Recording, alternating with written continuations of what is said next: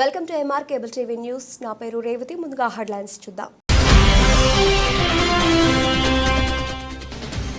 నంద్యాల పట్టణంలో food safety అధికారులు ఆకస్మిక సోదాలు. హోటల్లో ఆహారం నిల్వ చేస్తే వారిపై కఠిన చర్యలు తప్పవు. ఫుడ్ సేఫ్టీ అధికారి వెంకటరమణ.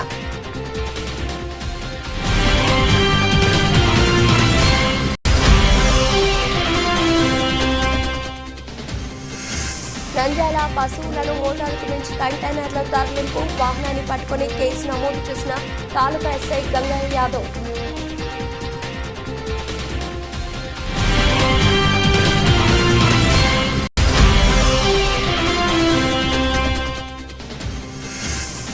స్వచ్ఛతా హీ సేవలో భాగంగా రిటైర్డ్ మర్చెంట్ యూనియన్ ఆధ్వర్యంలో ప్రతిజ్ఞ.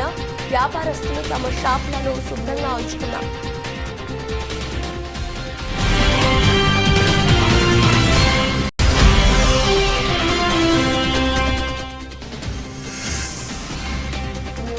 ముస్లింలకు అంజుమన్ సంస్థ అందిస్తున్న సేవలను వినియోగించుకోవాలని సంస్థ అధ్యక్షులు ఎన్ఎండి ఖుదూస్.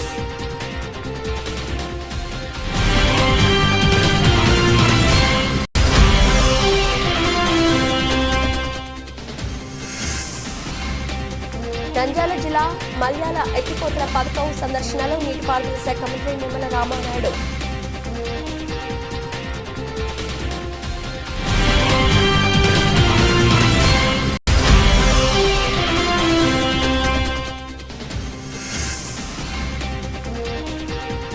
నంద్యాల ప్రభుత్వ వైన్ షాప్ లో పనిచేస్తున్న సూపర్వైజర్ షమీర్ డబ్బులు తీసుకుని పరార్.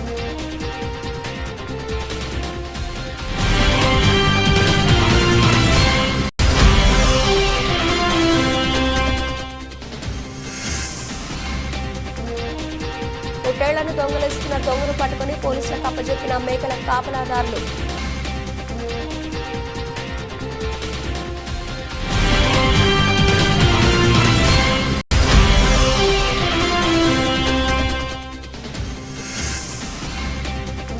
శ్రీశైలంలో అర్ధరాత్రి దారుణం. పాతాళగంగా పాత మెట్ల మార్గంలో మధ్యమతుల అశోక్ అనే వ్యక్తి గొంతు కోసిన ఇద్దరు వ్యక్తులు.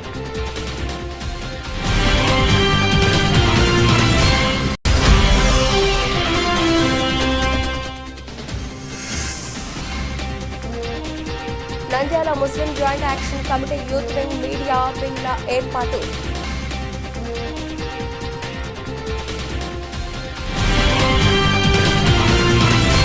నంద్యాల పట్టణంలో ఫుడ్ సేఫ్టీ అధికారులు వెంకటరమణ ఆకస్మిక సోదాలు నిర్వహించారు.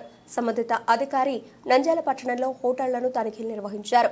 హోటళ్లలోని ప్రతి చోట పరిశీలించిన ఆహార భద్రతా అధికారులు అక్కడ ఉన్న పరిస్థితులు చూసి నివ్వెరపోయారు. ఈ సందర్భంగా హోటల్లో కాలం చెల్లిన ఆహారం నిల్వ ఉంచితే కఠిన చర్యలు తీసుకుంటామని తనిఖీలో భాగంగా స్టోర్ రూమ్ను పరిశీలించారు. అదేవిధంగా హోటల్ యాజమాన్యానికి తగు సూచనలు, హెచ్చరికలు జారీ చేశారు. ఈ సందర్భంగా ఫుడ్ సేఫ్టీ అధికారి వెంకటరామయ్య మాట్లాడుతూ పట్టణంలో హోటల్స్ యాజమాన్యం వారు ఫుడ్ సేఫ్టీ నిబంధనలు తప్పనిసరిగా పాటించాలని, లేకుంటే తమపై కఠిన చర్యలు తీసుకుంటామని, కొన్ని హోటల్లో ఆహారాన్ని నిల్వ ఉంచడం జరుగుతోందని, అలా చేస్తే తనిఖీలు చేసినప్పుడు తమ దృష్టికి కూడా వచ్చిందంటే హోటళ్లు సీజ్ చేయడం జరుగుతుందని తెలిపారు.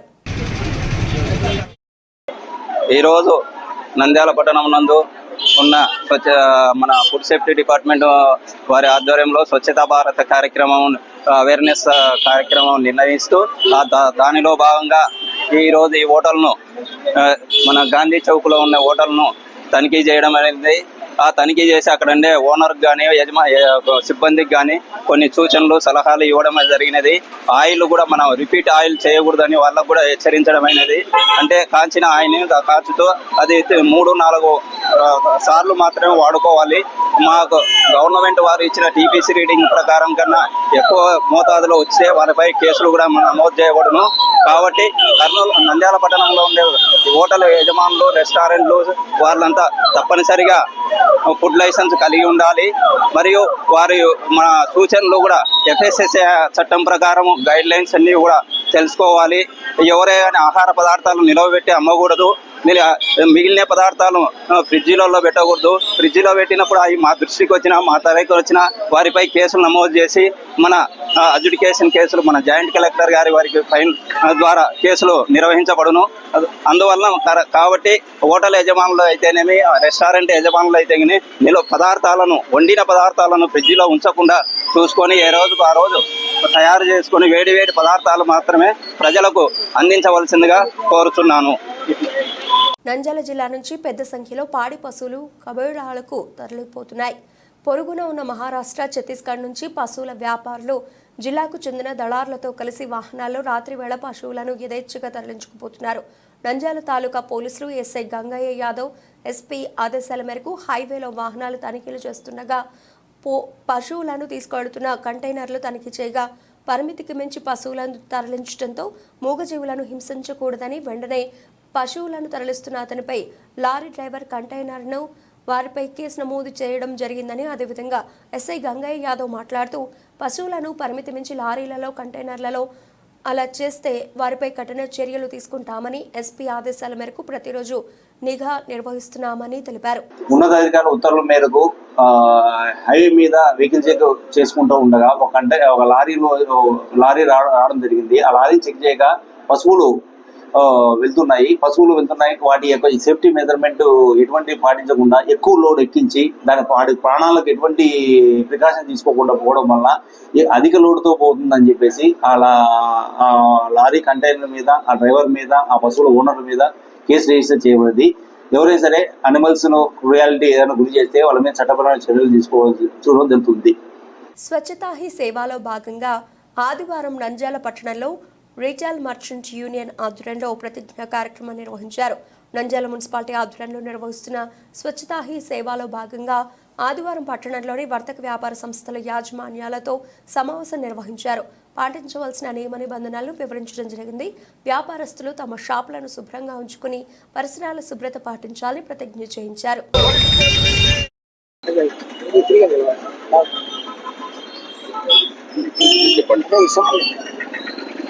ఈరోజు ప్రభుత్వం వారు ఇచ్చిన షెడ్యూల్స్ ప్రకారము మన నంద్యాల మున్సిపాలిటీ పట్టణంలో స్వచ్ఛ భారత్ హీ సేవా సంస్థ ఫుడ్ సేఫ్టీ డిపార్ట్మెంట్ మరియు మున్సిపల్ కార్పొరేషన్ వారి ఆధ్వర్యంలో ఈరోజు వ్యాపార వర్తకులు, రీటైల్ జనరల్ మర్చెంట్ వారికి అసోసియేషన్ వాళ్ళ ఆధ్వర్యంలో వారికి వ్యాపార వర్తకులకు అందరికీ ఈ స్వచ్ఛ భారత్ స్వచ్ఛ సేవా నుంచి వారి షాపులు, వారి పరిశుభ్రతను గురించి, వారి కిరాణం షాపులు ఎలాగ పెట్టుకోవాలా, ఎలా పెట్టుకొని ఎలా వస్తువులను నిర్ణయించుకోవాలా, ఆ ప్రదేశాలను శుభ్రంగా ఉంచుకోవాలని తెలియపరుస్తూ వారి వాళ్ళు క్లీన్ చేసుకున్న వస్తువు డస్ట్ అంతా ఒక డస్ట్బిన్ పెట్టుకొని ఆ డస్ట్బిన్లో వేసి అది ప్రాపర్ ఛానల్ ద్వారా ఆ డస్ట్ చేరుటకు కూడా చర్యలు తీసుకున్న వాళ్ళ బాధ్యత వారిదేనని తెలియపరుస్తూ ఈ స్వచ్ఛ భారత్ కింద మేము ఫుడ్ సేఫ్టీ డిపార్ట్మెంట్ కింద ఈ వ్యాపారస్తులకు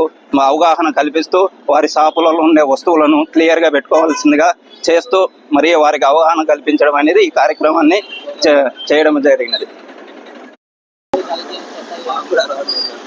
రిటైల్ జనరల్ మర్చెంట్ అసోసియేషన్ తరఫున ఈరోజు స్వచ్ఛతా హీ సేవ స్వచ్ఛందంగా నిర్వహించుటకు నంద్యాల జిల్లా ఫుడ్ ఇన్స్పెక్టర్ గారు, వెంకటరాములు సార్ గారు, వల్లి సార్ గారు, శివప్రసాద్ రెడ్డి శానిటరీ ఇన్స్పెక్టర్ గారు వీళ్ళందరూ మా సంస్థకు విచ్చేసి మాకందరికీ స్వచ్ఛత ఏ విధంగా ఉండాలా, ఏ విధంగా మనం ప్రవర్తించుకున్నారా, షాపుల దగ్గర ఏ విధంగా ఉండాలా, మన షాపులు ఏ విధంగా పరిశుభ్రతగా ఉండాలా, మన పరిసరాలు ఏ విధంగా పరిశుభ్రత ఉండాలా అనేది అవగాహన కల్పించినారు మా సభ్యులందరికీ. మా సభ్యులందరూ 150 మంది దాకా వచ్చినారు. ఈరోజు అందరికీ అవగాహన కల్పించినారు. ఈ అవగాహన మాకు చాలా ఉపయోగపడుతుందని మేము నమ్ముతున్నాము. అలాగే మేము శుభ్రంగా ఉంటూ పరిసరాలను పరిశుభ్రంగా ఉంచుతూ మన జిల్లా అయినటువంటి నంద్యాలను పరిశుభ్రంగా ఉంచేదానికి మా జిల్లా the retail general merchant association ద్వారా మేము స్వచ్ఛందంగా కృషి చేయడానికి మేమందరం ముందుకు వచ్చినాము. మాతో పాటు మా సభ్యులందరూ కలిసికట్టుగా పనిచేసేదానికి సిద్ధంగా ఉన్నాము. ఇది ఫుడ్ ఇన్స్పెక్టర్ ఫుడ్ డిపార్ట్మెంట్ ద్వారా జరిగిన కార్యక్రమము విజయం చేకూర్చాలని అందరినీ వేడుకుంటున్నాము. ప్రజలందరినీ సహకరించవలసిందిగా కోరుతున్నాము. ముస్లింలకు అంజుమన్ సంస్థ అందిస్తున్న సేవలను వినియోగించుకోవాలని సంస్థ అధ్యక్షులు ఎన్ఎండి ఖుదూస్ పేర్కొన్నారు. ఆదివారం అంజుమన్ సంస్థ ఆధ్వర్యంలో అంజుమన్ షాదిఖానాలో 8 గంటలకు వివాహం జరిపించారు. అనంతరం వధువు తల్లికి 50,000 రూపాయల చెక్కును అందజేశారు. ఈ సందర్భంగా ఎన్ఎండి ఖుదూస్ ఇమాముల సంఘం అధ్యక్షులు అమ్జద్ భాషా మాట్లాడుతూ పేద ముస్లిం యువతుల వివాహానికి అంజుమన్ సంస్థ సంవత్సరాలుగా చేయూత అందిస్తోందని, ముస్లిం యువతులకు వివాహం జరిపించే తల్లిదండ్రులకు 50,000 రూపాయల నగదును అందజేయడం జరుగుతుందన్నారు. సంవత్సరంలో 2 సార్లు సామూహిక వివాహాలు జరిపించి డబ్బులు అందజేయడం జరుగుతుందని, ఈ కళ్యాణంలో ఎన్ని జంటలు వచ్చినా వారందరికీ వివాహం జరిపించే 50,000 రూపాయలు అందజేయడం జరుగుతుందని, ఈరోజు 8 గంటలకు వివాహం జరిపించి 4 లక్షల చెక్లను అందజేయడం జరిగిందన్నారు. ఈరోజు అంజుమన్ సంస్థ తరఫున ఉచిత వివాహాలు జరుగుతున్నాము. అంజుమన్ సంస్థ కేవలం మైనార్టీల అభివృద్ధి కోసం ఏర్పడింది కాబట్టి నంద్యాలలో నివసించే మైనార్టీ సోదరులు సోదరీమణులందరినీ కోరేది ఏమంటే, అయ్యా అంజుమన్ సంస్థ మైనార్టీ అభివృద్ధి కోసం ఉంది. మైనార్టీ ఇళ్లలో పేదరికం ఎక్కువ కాబట్టి పేదరికాన్ని పారద్రోలాలని వాళ్ళ ఇళ్లలో ఉండే యువతి యువకులకు ఉచిత వివాహం చేయాలని అంజుమన్ సంస్థ నిర్ణయించింది. ఒక్కొక్క వధువుకు 50,000 రూపాయలు ఉచితంగా అంజుమన్ సంస్థ ఇవ్వడం జరుగుతుంది. కాబట్టి ఈ సదవకాశాన్ని ప్రతి ఒక్క పేదరికంలో ఉండే మైనార్టీ తల్లిదండ్రులు దీన్ని ఉపయోగించుకొని వాళ్ళ ఇళ్లలో కానీ వాళ్ళ పక్క ఇళ్లలో కానీ ఉండే మైనార్టీ పేదరికంలో ఉండే యువతులకు ప్రోత్సహించేది. అయ్యా అంజుమన్లో పెళ్లి జరుపుకుంటే 50,000 రూపాయలు ఉచితంగా ఇస్తారు. ఇది పెళ్లి ఖర్చులకు మనకు ఉపయోగపడుతుంది. కాబట్టి ప్రతి ఒక్కరు ఈ అవకాశాన్ని సద్వినియోగం చేసుకోవాలని అంజుమన్ సంస్థ తరఫున, అంజుమన్ సంస్థ ప్రతినిధుల తరఫున నంద్యాల ప్రజలకు నేను విజ్ఞప్తి చేస్తున్నాను.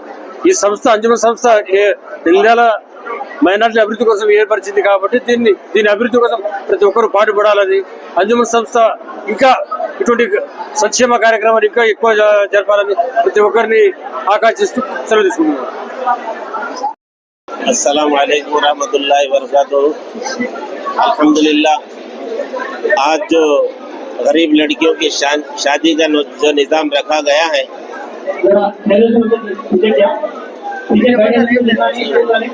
लड़कियों का जो निज़ाम रखा गया है अंजुमन की जानिब से, साल में दो मरतबा गरीब लड़कियों के शादी का जो है निज़ाम रखा जाता है। ये अंजुमन की जानिब से अंजुमन यही चाहती है कि हमारी मिल्लत के मुसलमान कौम के अंदर गरीब अगर लड़कियां हैं, ऐसे लड़कियां जिनके पास जो है हर चीज़ की तकलीफ है, रोज़ गुजारना मुश्किल है, तो अंजुमन चाहती है कि ऐसे गरीब लड़कियों की शादी जो है अंजुमन की जानिब से जो है करें। 18 साल का होना, लड़की का 18 साल का होना शर्त है। अगर कम साल का है तो इंशाल्लाह नहीं करेंगे। दूसरी बात क्या है, हर लड़की को जो है अंजुमन की जानिब से निकाह के वक्त में उसकी वालिदा को, उसकी अम्मी को जो है 50,000 रुपए देते हैं। छोटी रकम नहीं है, मामूली रकम नहीं है, बहुत बड़ी रकम है। देखो 50,000 रुपए एक लड़की को जो है दी जाती है। अगर 10 लड़कियां भी हैं, 20 भी हैं, कितने भी आए तो अंजुमन देने के वास्ते हर लम्हा तैयार है। लेकिन हम నంద్యాల జిల్లా నందికొట్కూరు మండలం మల్యాల ఎత్తిపోతుల పథకాన్ని నీటిపారుదల శాఖ మంత్రి నిమ్మల రామానాయుడు, స్థానిక ఎమ్మెల్యే గీత జయసూర్య, పత్తికొండ ఎమ్మెల్యే కెఈ శ్యాంబాబుతో కలిసి ప్రాజెక్టును పరిశీలించారు. మంత్రికి అధికారులు ప్రాజెక్టును గురించి, ప్రాజెక్టు ప్రాధాన్యతను వివరించారు. మొత్తం 12 పంపులకు గాను కేవలం 5 పంపుల ద్వారానే నీటిని విడుదల జరుగుతోందని, మొత్తం పంపుల ద్వారా నీటిని విడుదల చేస్తే కాలువ సామర్థ్యం సరిపోదని అధికారులు వివరించారు. అనంతరం కృష్ణమ్మకు చీర సారెను సమర్పించారు. అనంతరం మంత్రి నిమ్మల రామానాయుడు, ఎమ్మెల్యే జయసూర్య మీడియా సమావేశం నిర్వహించారు. మంత్రి మాట్లాడుతూ అప్పటి టీడీపీ ప్రభుత్వ హయాంలో మొత్తం బడ్జెట్లో 9% ఇరిగేషన్ కోసం ఖర్చు పెడితే గత వైసీపీ ప్రభుత్వం మొత్తం బడ్జెట్లో కేవలం 4% మాత్రమే నిధులు కేటాయించింది. అందులో కొంత మేరనే ప్రాజెక్టులకు ఖర్చు చేశారని, మిగతా నిధులను అవినీతికి పాల్పడి కాజేశారని మండిపడ్డారు. గత 5 ఏళ్ల కాలంలో ఎక్కడా కూడా ఏ ప్రాజెక్టులు కూడా తట్ట మట్టి తీసిన పాపాన పోలేదని మాజీ సీఎం జగన్ పై ధ్వజమెత్తారు. ఎప్పుడు నేను రాయలసీమ బిడ్డను అని చెప్పుకున్న జగన్ రాయలసీమ ద్రోహి అని అన్నారు.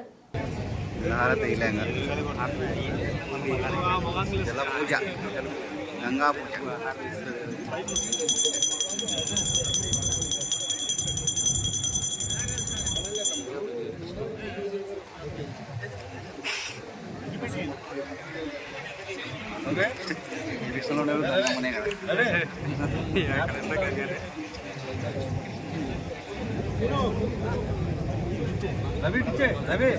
మాట నుంచి కనీసం గ్రీజ్ కూడా పెట్టినటువంటి పరిస్థితి దుస్థితి గత 5 సంవత్సరాల్లో మనం చూసినటువంటి స్థితి.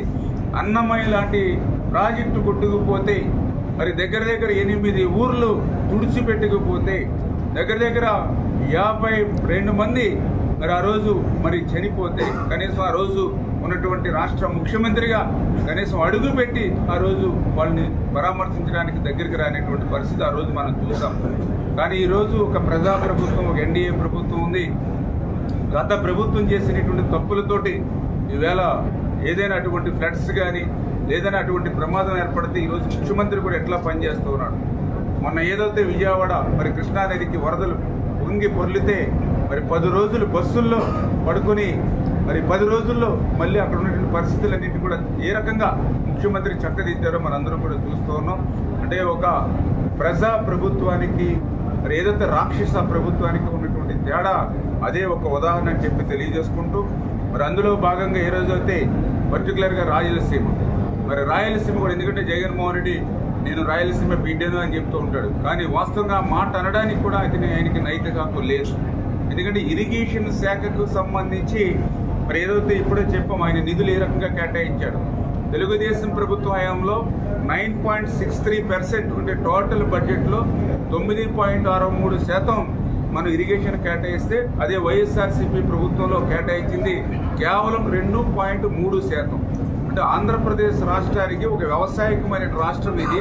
ఇక్కడ ఖచ్చితంగా రైతుల్ని కాపాడుకోవాలి అంటే దానికి ఆక్సిజన్, వాటర్, అటువంటి ఇరిగేషన్కి కూడా ఆయన బడ్జెట్లో కేవలం 2% మాత్రమే నిధులు పెట్టాడని అంటే ఇరిగేషన్ ఏ రకంగా నిర్లక్ష్యం చేశాడనేది ఒకటి. అందులో పర్టికులర్గా రాయలసీమ కూడా చూస్తే మరి నిజంగా చాలా అన్యాయం గురైనటువంటి పరిస్థితి. ఎందుకంటే 5 సంవత్సరాల తెలుగుదేశం ప్రభుత్వంలో రాయలసీమకు సంబంధించి మరి ఏదైతే 8,291 కోట్లు ఇరిగేషన్కి, అదేవిధంగా నీరు ప్రగతి కింద 4,150 కోట్లు, అంటే టోటల్గా 12,441 కోట్లు ఒక ఇరిగేషన్ పర్టికులర్గా రాయలసీమకి ఆ రోజు తెలుగుదేశం ప్రభుత్వం 14-19లో కేటాయింపులు చేర్పి ఖర్చు పెడితే, మరి వైఎస్ఆర్సీపీలో చూస్తే కేవలం 2,011 కోట్లు మాత్రమే. అంటే ఎక్కడ 12,441 కోట్లు, ఎక్కడ 2,011 కోట్లు అనేది కొంచెం ప్రజలు కూడా మరి అర్థం చేసుకోవాల్సిన అవసరం ఉంది. అందులో కూడా పర్టికులర్గా ఏదైతే ఇప్పుడు మనం ఏదైతే అందరినవా చూస్తూ ఉన్నాం. నంద్యాల ప్రభుత్వ వైన్ షాప్లో పనిచేస్తున్న సూపర్వైజర్ షమీర్ డబ్బులు తీసుకొని పరార్.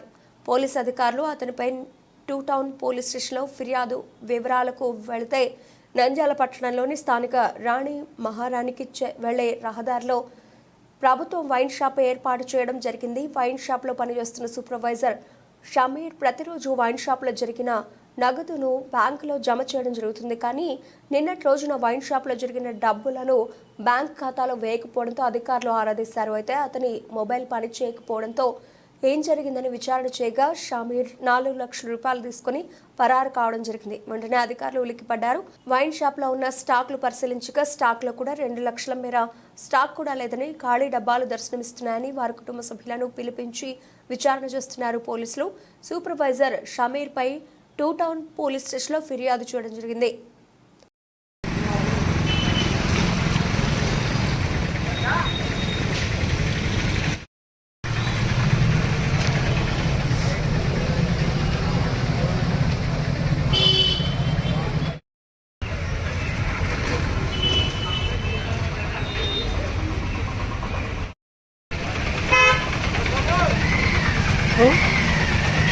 నంద్యాల చాపరేవుల గ్రామం పొలాల్లో పొట్టేలు మందును చూసిన దొంగలు ఆటోల్లో పొట్టేలు మందును తీసుకుపోతూ ఉండగా అడ్డుకున్న మేకల కాపలాదారుడు అతనిపై దాడి చేసి మేకపోతులను తీసుకుపోతూ ఉండగా వెంటనే స్థానికులు ఆటోను ఆపి డ్రైవర్ను పట్టుకొని తాలూకా పోలీస్ స్టేషన్లో అప్పగించారు.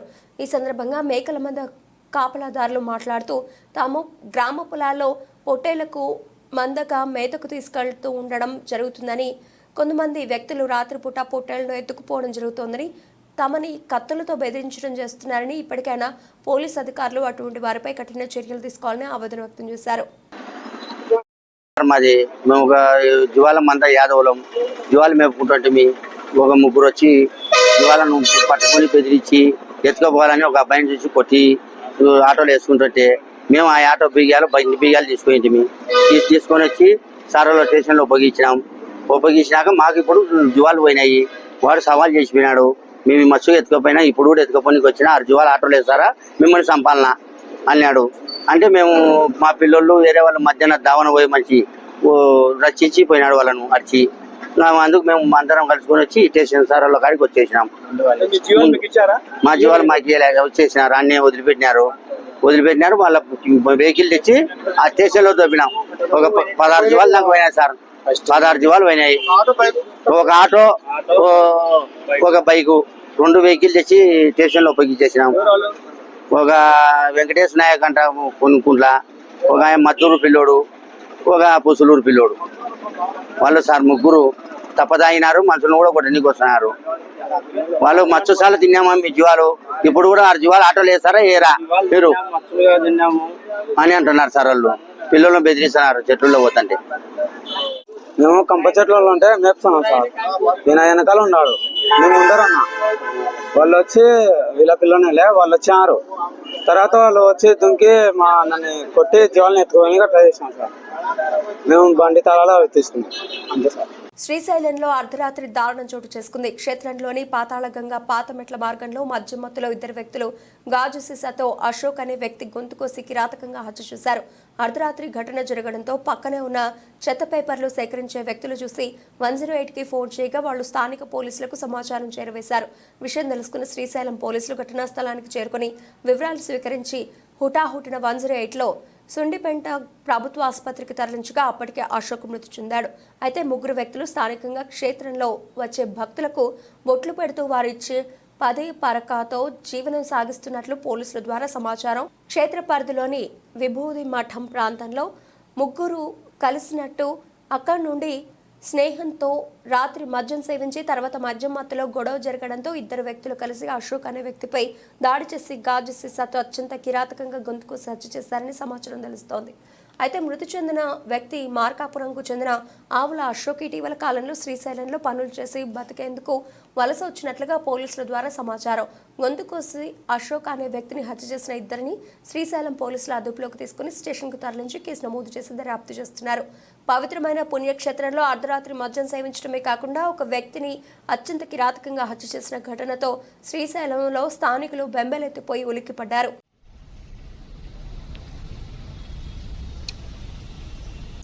ఎందుకంటే మనం అది చూసి చెప్పేసి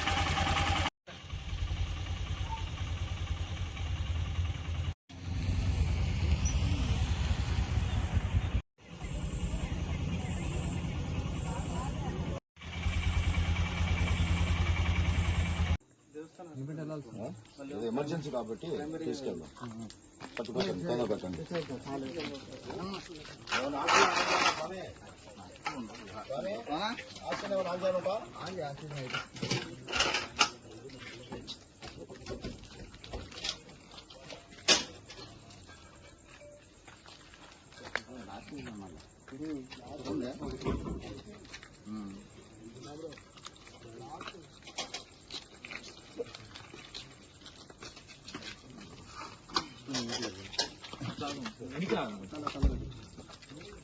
Nandyal Muslim joint action committee youth wing, media వింగ్ల ఏర్పాటు స్థానిక అల్బుట్ ఖాన్ మస్జిద్ నందు కన్వీనర్ మౌలానా అబ్దుల్లా షాదీ మరియు గౌరవ అధ్యక్షులు అబులైస్ కారి ఆధ్వర్యంలో జరిగిన కార్యవర్గ సభ్యుల సమావేశంలో Nandyal Muslim joint action committee youth wing అధ్యక్ష బాడీని ఎన్నుకోవడం జరిగింది.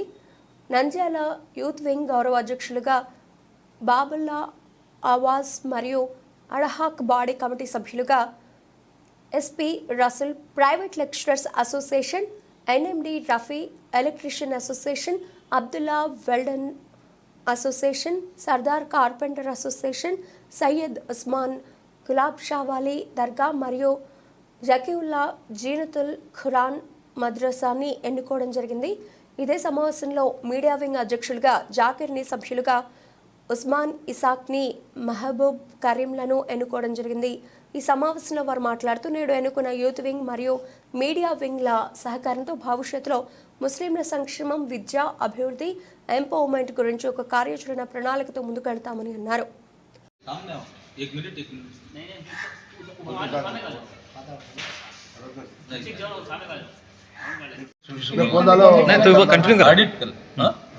ఎడిట్ కల్లా ఈరోజు ఈ అడ్హాక్ బాడీలో ఎస్పీ రసూల్ ఎంఏ బీఈడి గారిని, ఆ తర్వాత NMD Rafi electrician vice president ఈయన ఎలక్ట్రీషియన్స్కు, తర్వాత ఎస్ అబ్దుల్లా గారు ఈయన మన వెల్డర్ల అసోసియేషన్కు ప్రెసిడెంట్గా ఉన్నారు. ఆ తర్వాత ఎస్ సర్దార్ గారు ఈయన కార్పెంటర్స్ అసోసియేషన్కు ప్రెసిడెంట్గా ఉన్నారు.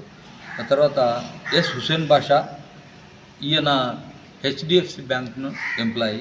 ఆ తర్వాత సయ్యద్ ఉస్మాన్ ఈయన గులాబ్ బాషా దర్గా ట్రస్టీగా ఉన్నారు. వీరందరినీ ఈ కమిటీలో అడ్హాక్ బాడీలో ఎంపిక చేసుకోవడం జరిగిందని వాళ్ళందరినీ కంగ్రాట్యులేట్ చేస్తూ ఉన్నాము. Thank you. ఈరోజు Nandyal Muslim joint action committee సమావేశం స్థానిక నంద్యాల అల్ఫూర్ ఖాన్ మస్జిద్లో ఏర్పాటు చేయడం జరిగింది. దీని యొక్క ముఖ్య ఉద్దేశం నంద్యాల నియోజకవర్గంలో దాదాపు 70% ముస్లిం మైనార్టీ సోదరులు ఉన్నారు. ఉన్నామే తప్ప మాలో ఐకమత్యం అయితే ఆడికాడికే ఉంది. ఆ ఐకమత్యాన్ని బలోపేతం చేసే విధంగా నంద్యాల నియోజకవర్గంలో ఏ ముస్లిం సోదరుని కావచ్చు ఇబ్బంది జరిగితే తప్పకుండా గలం ఇప్పాల్సిన బాధ్యత మాపై ఉంది. కాబట్టి దానికి తోడుగా నంద్యాల ముస్లిం జాయింట్ యాక్షన్ కమిటీలో యూత్ వింగ్ను ఏర్పాటు చేయడం జరుగుతోంది.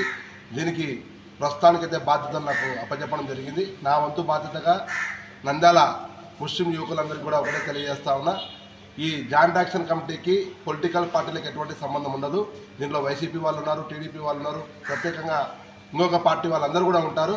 రాజకీయాలకు ఈ జాయింట్ యాక్షన్ కమిటీకి ఎటువంటి సంబంధం ఉండదనే విషయాన్ని ప్రతి ఒక్క యువకుడు గుర్తుంచుకోవాలి. ఆ విధమైన పద్ధతుల్లో మనమందరం కూడా చేయి కలిపి నంద్యాల నియోజకవర్గ बात है शहर नंद्याल में मुस्लिम जॉइंट एक्शन कमेटी की जानिब से नौजवानों की तरफ से भी एक कमेटी बनाई जा रही है. उसकी पूरी जिम्मेदारी हमारे बाबुल्ला साहब को दी गई है. ये इसलिए कि और गफलत, धोखाधड़ी, ये सारी चीज़ें बढ़ती हुई जा रही हैं. इन सारी चीज़ों का मुकाबला करने और इनकी मुखालफत करने के लिए हर एक नौजवान में, हर एक के अंदर एक शऊर बेदारी के लिए ये कमेटी बनाई जा रही है. जो भी मजबूर हो, परेशान हाल हो और किसी ना एतबार से भी. బ్రిటన్ ముగించే ముందు హెడ్లైన్స్ మరోసారి. నంద్యాల పట్టణంలో ఫుడ్ సేఫ్టీ అధికారులు ఆకస్మిక సోదాలు.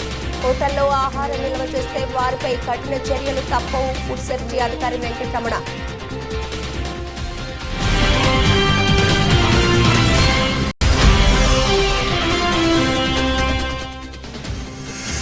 నంద్యాల పశువులను మోటార్కు మించి కంటైనర్ల తరలింపు. వాహనాన్ని పట్టుకుని కేసు నమోదు చేసిన తాలూకా ఎస్ఐ గంగయ్య యాదవ్.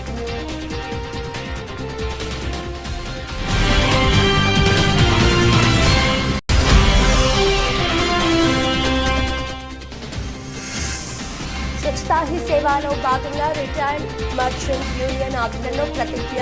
వ్యాపారస్తులు తమ షాపులను శుభ్రంగా ఉంచుకున్నారు.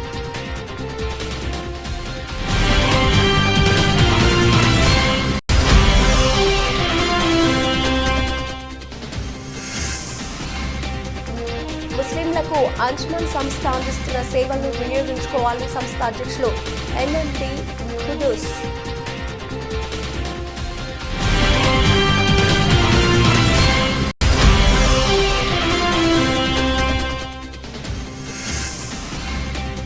నంద్యాల జిల్లా మల్యాల ఎత్తిపోతల పథకం సందర్శనలో నీటిపారుదల శాఖ మంత్రి నిమ్మల రామానాయుడు.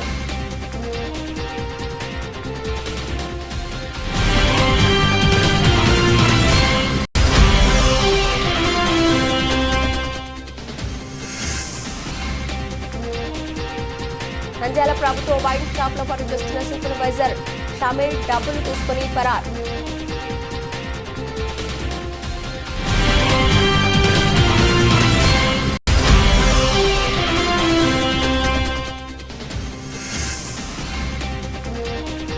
పొట్టేళ్లను దొంగలిస్తున్న దొంగను పట్టుకుని పోలీసులకు అప్పజెప్పిన మేకల కాపలాదారులు.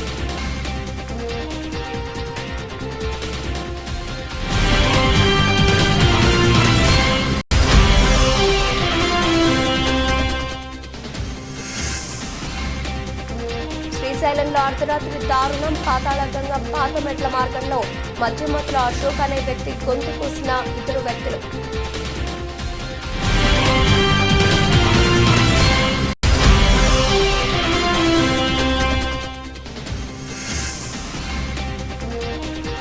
Nandyal Muslim joint action committee youth wing media వింగ్ల ఏర్పాటు.